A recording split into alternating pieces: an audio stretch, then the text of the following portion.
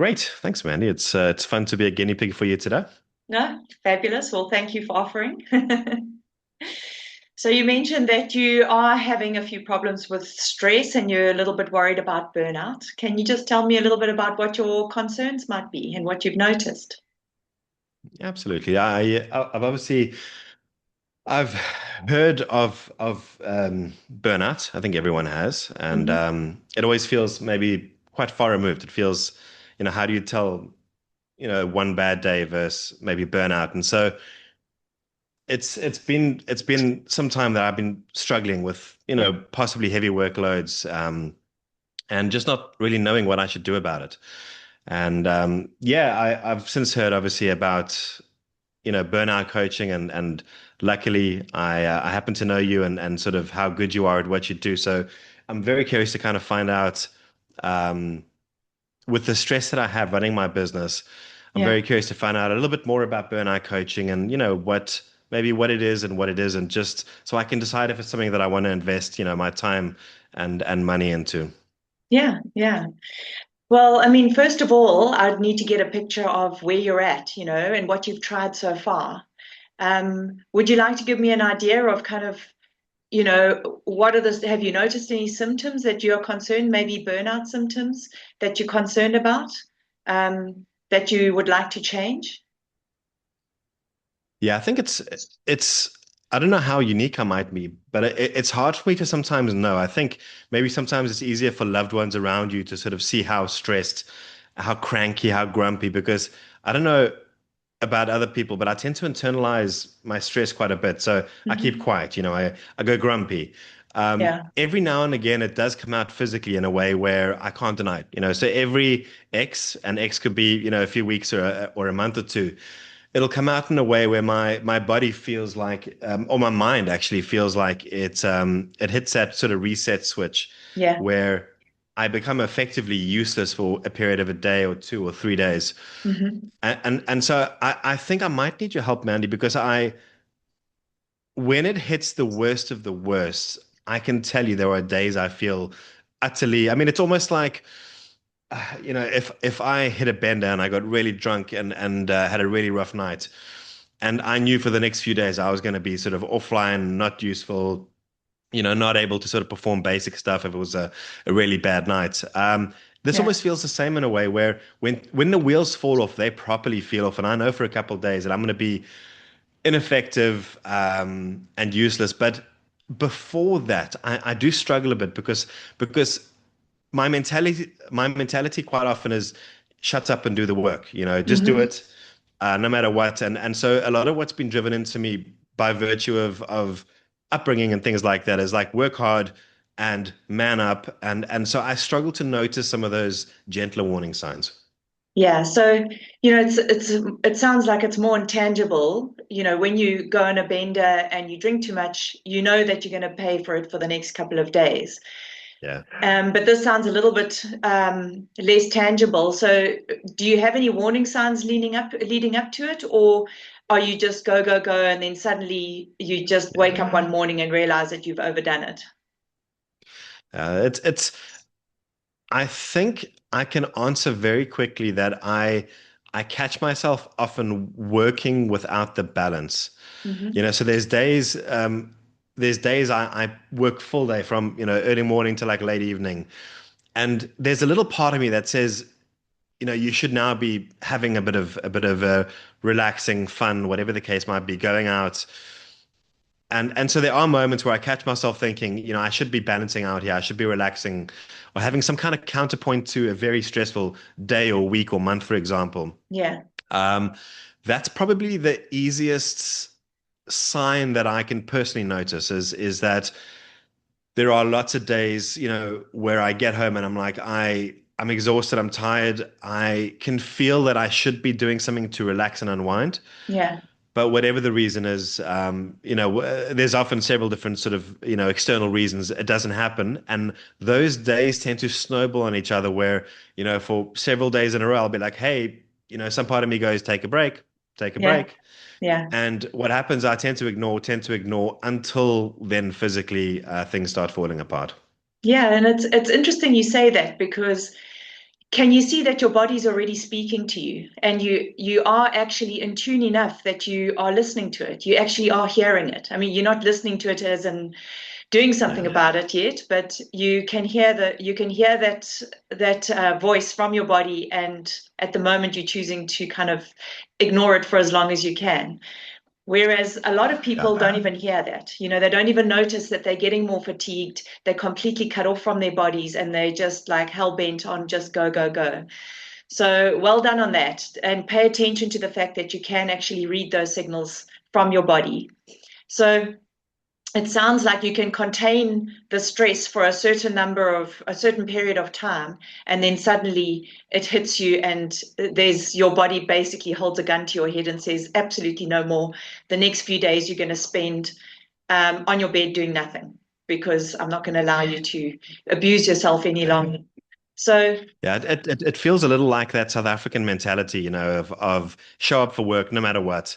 And mhm, I'm good at that. I'm good at showing up no matter what. But I've yeah, realized over time that it's something to be less and less proud of. Like it's a very old way of thinking. yeah, Um, and I can notice how ineffective I can be. When I'm sitting here and I'm tired, I notice my work output suffers. And yeah, so I realize I can't put my finger on it, but I can accept that somewhere along the line, I've got a crossed wire that says that sitting behind a computer and looking like you're busy is more important than actually having, a good work or efficient work output. And that's kind of where I'm stuck. That's where I can see where the thread is, but I can't follow it through on my own. And I think this is obviously where your expertise might come in. yeah, exactly. Because, you know, from what you've said, you can see that you're actually sabotaging yourself. And it's your view on life, other people, and yourself, that and the beliefs that you developed when you were a child that are now no longer serving you. So part of what we'll do in coaching is find out where that originated. I mean, where does that come from?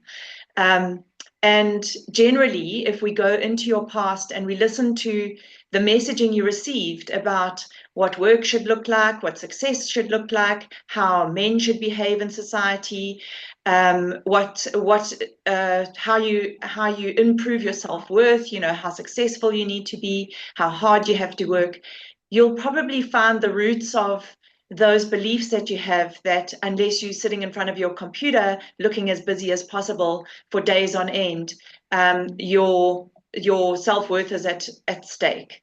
So it's interesting you've already picked up on that. But that would be what we'd be going into in a lot more detail. What I found is that when you can look at that from your adult perspective, I mean, now you've got a mature adult brain, and you can go back to those childhood situations where you're receiving that messaging from either your family or your culture. And then we can analyze it from an adult perspective and try and understand how the child was perceiving it. That's where the crosswire happened.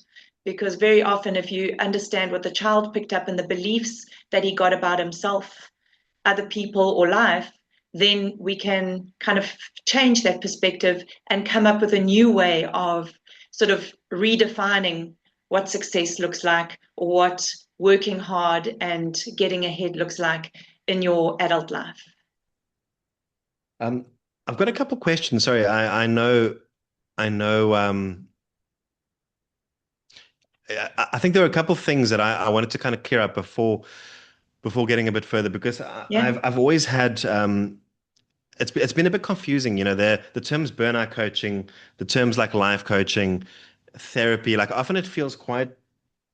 I think people are using it interchangeably, and so a yeah, lot of the hesitation. I mean, I've got a few reasons why I haven't come to you sooner, or someone like you sooner. mm, Um, the first one is normally money, and I think maybe you can touch on that just a little bit later about what the money requirements are, not specifically but broadly, and mm, also if you don't, for example, if I don't spend this money, what the risks might be. If I look at what it's costing me not to do yeah, burnout coaching. yeah, But the other part that's always tripped me up a bit is I'm a little hesitant about the touchy-feely nature of like, this is life coaching, where we're going to hold hands and we're going to sort of hum at a certain frequency to release my inner chakra, or if this is therapy where, it's going to be, me in tears, during the session. Like, Yeah. I, I'm not against it. I'm uncomfortable, maybe a little uncomfortable with some of the softer sides of life coaching and stuff. And being wired how I'm wired, like I do enjoy a little bit of more firm, practical advice, things beyond just delving deeply into my childhood. So can you just explain a little about the differences between, like life coaching and burnout coaching and some of the practical things that maybe you do differently that the other types of coaching or therapy don't do? Yeah, so burnout coaching is a little bit more niche than just the general life coaching. So it's not just sort of my experience on life and how we should be live it and what our values and our morals should look like or anything like that. It's more directed towards a scientific approach where I've done a lot of research. I have a background in physiotherapy. So for decades, I worked as a physiotherapist and got to know how the body works, the physiology, and how the muscles respond to things like stress. And then I did a degree in psychology and learned how our psychology works and how they work together, how the body mirrors the mind and the mind mirrors the body. So as a result of that background, I can understand a lot of the research that kind of like comes from both those angles. And I've managed to simplify it so that I can teach it to people in a very simplified way so that they understand the physiology and the neurology behind why they're burning out and what's happening. So from that perspective, it's a very practical kind of point of view. You get a practical point of view on how why you're burning out, because a lot of people sort of see it as a moral failing. They kind of come into coaching believing that we're going to find out why they've been lazy and how they've been lazy and how we're going to fix that. Whereas what this has more to do with is kind of understanding why physiologically you're showing up the way that you are so that we can give a scientific reason for why your body's burning out or why your thoughts are going towards anxiety and why you're feeling so fatigued. And then once you understand that, then I help you to apply that to sort of maybe your own personal situation of where that may have come from in your life. And as far as that is concerned, you don't necessarily have to go into tell me about all the details. You can actually keep those to yourself, so long as you're using the information that I've taught you to apply it and kind of look at your progress through life through a different lens and start to see different things about the way that you've perceived situations as we've gone along, as you've gone through your life, and start to change those perceptions. Whether you share those with me or not is entirely up to you. But what I usually find is that after 3 or 4 sessions, a person has relaxed enough to realize that we've taken the blame and the shame out of that history where previously they thought it was because they had some sort of moral failing, some laziness embedded in their souls. And they've realized that this is just actually your body trying to keep you alive. Our brains are not designed for joy and happiness. They're designed for survival. And once you understand that, and it takes that shame out or blame out of how you have come to this point, very often people are much more open about talking about how their problem evolved rather than kind of being a little bit cagey and worried about sharing or oversharing in case they reveal too much of themselves. Yeah. So silly question, maybe, but the things you and I speak about during a session, I mean, obviously, I imagine things might get quite, you know, when I say intimate, like I might be sharing information about childhood, about memories that aren't always happy. The things I share with you, is it safe? Is it confidential? Other than what you share with me today, because that's going on YouTube. YouTube. Absolutely. All coaches have like an honor code that everything that takes place during a consultation is absolutely 100% confidential unless there's a risk to life. And that includes, your spouse or your partner or your parents or your children. Often when children come to see me, they are concerned that especially if I know their parents, that I may sort of like mention something that happened during the session. Yeah. And I can't mention any of that. And I make that very clear upfront with the person I'm talking to and with their parents, because a person doesn't feel safe if they feel that whatever they're sharing with me confidentially may be leaked and embarrass them. Makes absolute sense. Yeah. Yeah. Yeah, definitely. If I knew you were sort of sharing bits and pieces with my workplace or family, I would absolutely not want that. I'd hold back a bit. So it's a Yeah, good point, and it's good to know. Um, okay, so I think I was a little confused about burnout coaching and about specifically the the coaching services you provide in terms of, is it going to be something that I'm doing for the rest of my life? Is it something that I sign up for and it now simply becomes a sort of a weekly or a monthly, process and expense? Or is there a beginning and an end? Is there, I come in and there's sort of a goal, and there's sort of a timeline attached to it? Or is this something that I need to now prepare that I'm going to be going to, for the rest of my life? Yeah, that's a very good question. Thank you. You know, everybody needs a certain amount of time to understand the concepts that I teach and for themselves to heal. But essentially, I take people through a process. It's generally a 10-step process where I teach them how to use their own nervous system to heal themselves. So by the end of that 10-step process, you'll know that you'll have the tools where you can actually look at your own triggers and you can reverse engineer them and figure out where the roots of your issues are and where those crosswires are. However, Okay. as I said, different people take a different period of time, and this is not a quick fix. This is not something that I can give you the tools and instantaneously you go, oh, why have I been so dumb for so long? Now I know the truth. I can go forth from here stress free. These are ingrained habits that you have to overcome over a period of time, which means Yeah. that you're going to have to do some work in between sessions.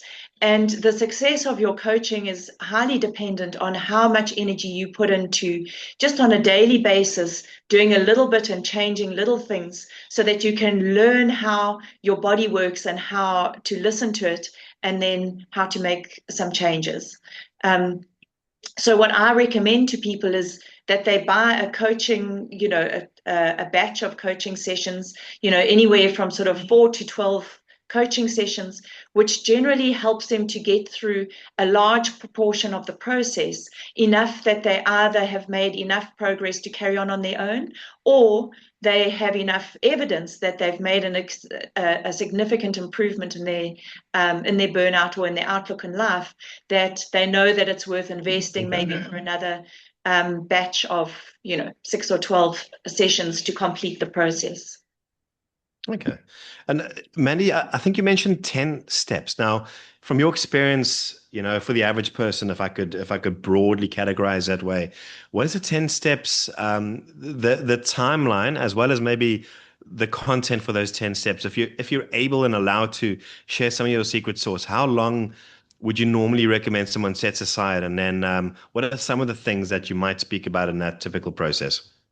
Yeah, so the first 3 sessions I like to do 1 week apart, just because I'm developing a rapport with the person and getting to know them. And the information that we're sharing in the first 3 sessions is very generic and not too deeply personal. So it's just sort of touching base and giving them a couple of general tools that they can start applying to their lives. After that, the tools that I'm teaching them require a little bit more processing, a little bit of deeper work. So then we extend it out to like every 2 weeks so that they can have some time to kind of process and to practice the tools and gain those deeper insights before we get to the next step. So that would take us through another 3 sessions or so. And then the last couple of sessions of those 10 steps is much more deeply personalized and focusing on their particular issues, the things that are where they're self-sabotaging, how they've been held back. And those few sessions are just getting them familiar with the process and teaching them how to do it themselves. And it's going to take a couple of sessions before they get a grasp on how to do it without a coach sitting in front of them. But following that 10th step, then the rest of the process is just every time you triggered, a new trigger needs to be processed. And if you need help with that, you can carry on coaching for another sort of, like I said, a batch of 12 sessions if you want to really get good at the process.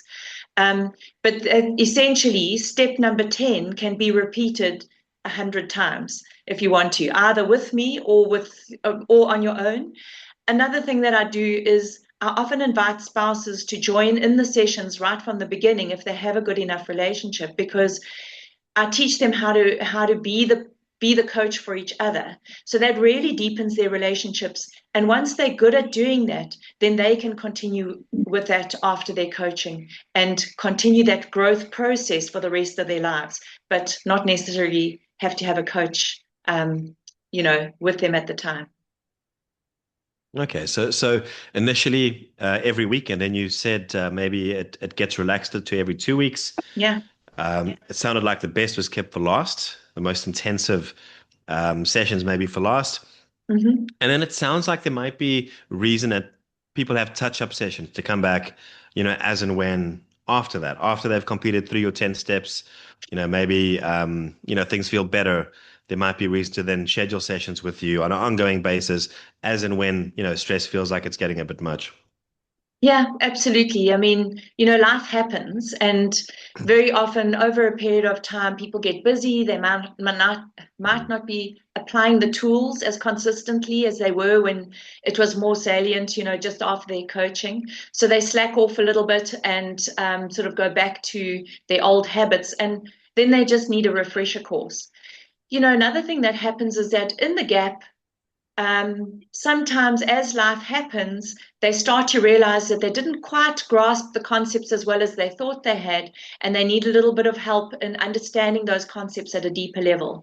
And then they come back to me in 6 months' time and go through another 6 months of coaching and suddenly really grasp the concepts and embody them in a way that enables them to continue after those next sessions on their own, right into their future. Obviously, another reason why people might come back is if the wheels fall off. If there's a major tragedy in their lives, they lose a job, or they lose a spouse, or they lose a child, or they have a motor vehicle accident. All sorts of things happen. And they just need a little bit of support and a couple of reminders of like, okay, this is a whole new scenario. How do I apply your tools to this scenario? Because it just seems overwhelming, like nothing's going to help. And then we go through a process again of helping them to use the same tools, just in a bigger, more scary situation. Okay. Yeah, that makes a lot of sense. It makes a lot of sense. And I liked what you said about being able to bring your spouse as well. I think couples therapy often feels like I don't know, it feels weird for me to think of to consider couples therapy, Yeah. but to bring your spouse together with burnout coaching, I don't know, it feels less strange, less weird, if I can say it that Yeah. way. So it's really cool that you're Yeah. able to make space for that in your sessions as well. And obviously Yeah. now Can I add something those about that? Because it's quite interesting, the reaction or the response I get from couples, because a lot of the time they've been for counseling before. I mean, most couples are going to have some kind of a hiccup along through their relationship. And if they're open enough, they've already been for some coaching or counseling or something in the past. And what they most fear is that often that just opens up a hornet's nest of all the things that is keeping them separate. Whereas with the way I go about it, in the first couple of sessions, they're just learning new tools, and they're learning actually how to develop a relationship with themselves first. So we don't even go into any of the disagreements they're having with each other or any of the problems that they're having in their marriage. We ignore those completely for up to half of those coaching session of the coaching. And then only once they've got the tools and they've reconnected with themselves and they have a better relationship with themselves, so they're feeling more secure, they've got a better self-esteem, they're a lot calmer, then they're able to actually engage in those hard conversations that were impossible before they came for coaching. And then they feel a lot safer around each other because they've learned a lot about each other, listening to how the other person gets to know themselves and starts to actually uncover some of those habits and things that were holding them back from being able to relate to their spouse in the first place. So it's a much less stressful environment if you do it from a coaching point of view, rather than sometimes the experience that people have had is they've gone into therapy and it's just turned into an absolute battlefield, which is something you never want to do in any kind of therapy situation, but especially in coaching. You want a positive environment that helps them to move forward with their relationship, not send them back and bury them in all their problems. Yeah. Yeah, that sounds it sounds exactly like what I've been afraid of when I first think of couples therapy. So your version definitely sounds a lot gentler and maybe less biased than couples therapy sometimes can feel like. Um, Mandy, if I had to go back to the other point, when I mentioned sort of my reservations about, coaching in a burnout context, um, I think one of the first things that or that comes to mind is sort of what the price tag is going to be. Um, what the barrier might be in terms of costing for your process. So I have over the years, I suppose I've got a deeper appreciation for coaching and Mm-hmm. the skill and the advice and experience you bring to the table. And so I think instead of asking sort of the blunt question of give me an exact number of, what 10 sessions or, your 10 steps might cost, I think it's going to help me a little more maybe if you frame for me what the cost of me not investing in burnout coaching is going to look like. What are the some of the expenses I'm going to be incurring if I don't take the time and make the effort and invest in something like burnout coaching? Yeah, that's a great question, and it's one that a lot of people ask because, is what is the value here, and is this going to be worth our while? Not only from a money point of view, but also from a time perspective. People are busy. Do they want to invest their time in spending an hour with you every week? Is that going to be time well worth spending? And if you look at the trajectory of your life and where it's going at the moment, and you take the way that you are looking at life and dealing with life, the way that your relationships are going, the way that your finances are going, the way that your career is going, if you carry on that trajectory, doing the same things that you've been doing, where's that going to land up? Because if you're already stressed and burning out at this point in your life, can you see that maybe the strategies that you've come up with to survive are not serving you any longer? So most of the time, by the time people come to me, their health is failing, they're not sleeping well, they're having problems with their relationships because both of them are so stressed out and on edge. And very often they're estranged from their children, and things are going badly at work. Either they're not performing or they're conflicting with people at work. But in some area of their life, it's becoming unbearable enough that they've come and asked for help. So that unbearableness, if you don't do something to completely change direction, is probably going to get worse. And the results that I've seen in working with people who've come to me from that place of burning out, not knowing how to deal with it, feeling stuck. And then afterwards, I've had wives come up to me in a shopping center and give me a hug and just saying, thank you for giving me my husband back. I've had people who are, I'm sorry, I've got a flag in the front of my screen. I've had people whose relationships with their children has increased unbelievably, where their children always used to say to them, "You never listen to me, you never hear what I'm saying," and now the children feel listened to, they feel heard, they feel like their parents are getting them. Um, I've had people who've hated their jobs and hated going to work be able to completely reinvent the way that they see their jobs or the way that they do their jobs, so that now they're no longer stressed out going to work. They're going to work on their terms. Yeah. And and then as far as their health is concerned, some people make huge changes as a result of coaching. Some people move to a different city, they change careers, they change jobs. All of these things can happen once you calm down and you get in touch with your own values, what you really want out of life, how you can make that happen and still feel safe and supported. Because for most people, when they first come to coaching, it feels too scary. Like, unless I break all the rules and completely stress myself out, I can't get out of where I am now, because it just seems safer to hunker down and just bear with all the stresses I have now. Better the devil you know than the devil you don't. So, how can you put a price on that?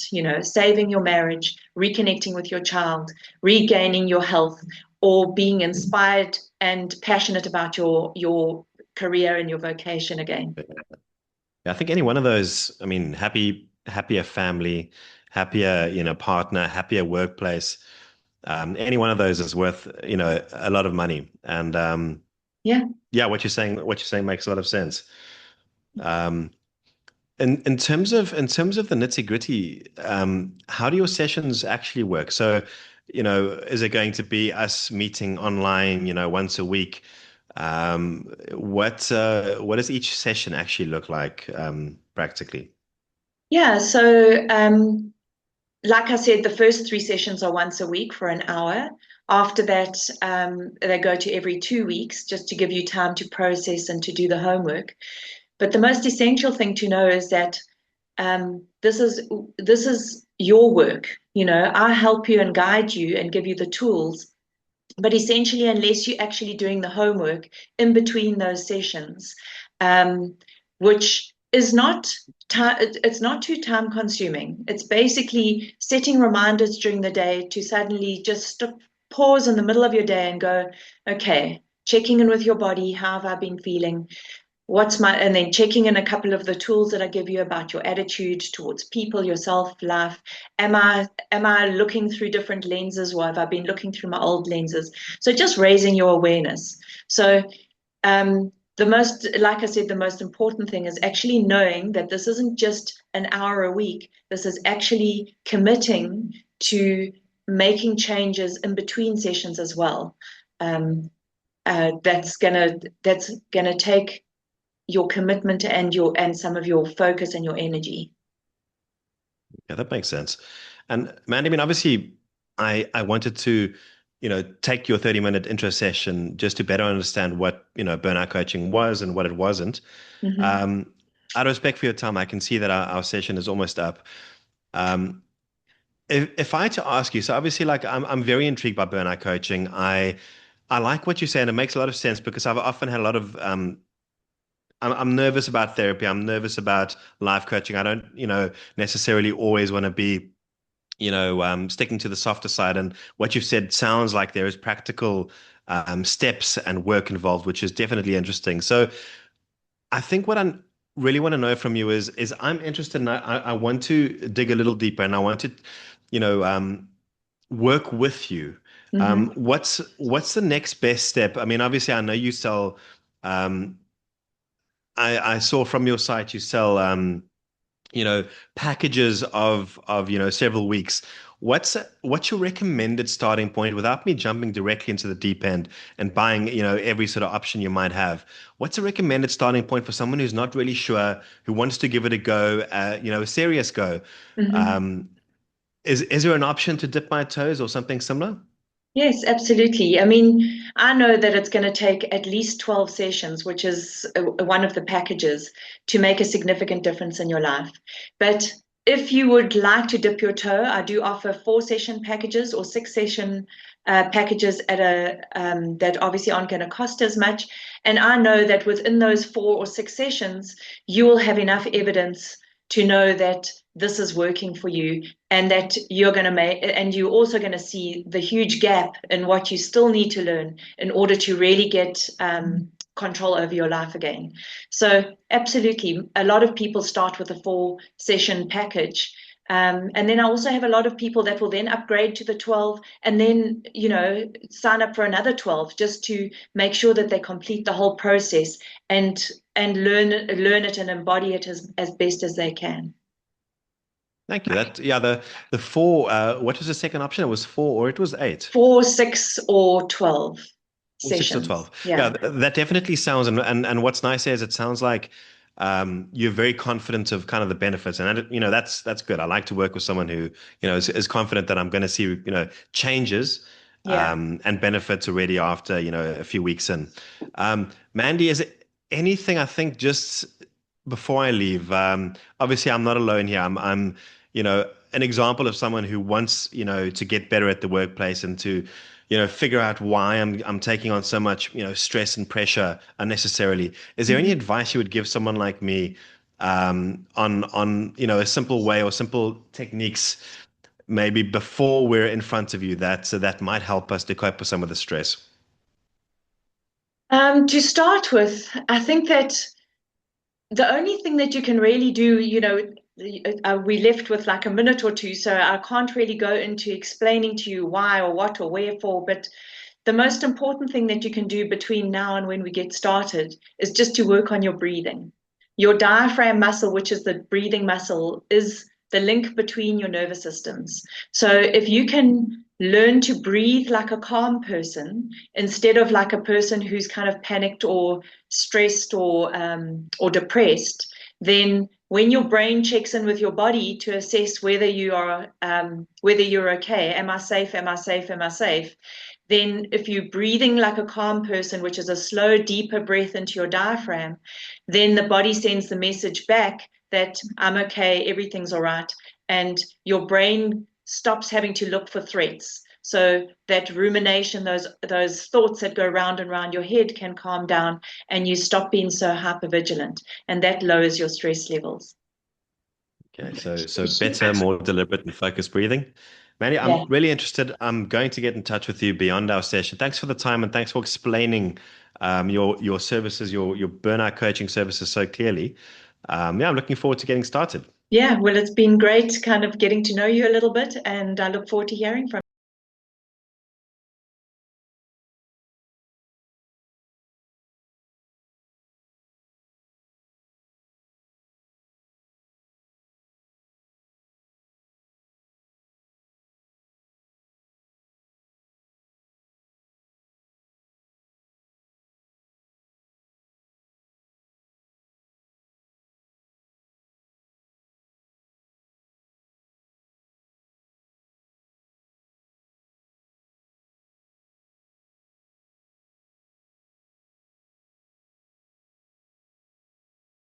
you. Thanks, Mandy. All right. Cheers, Dave.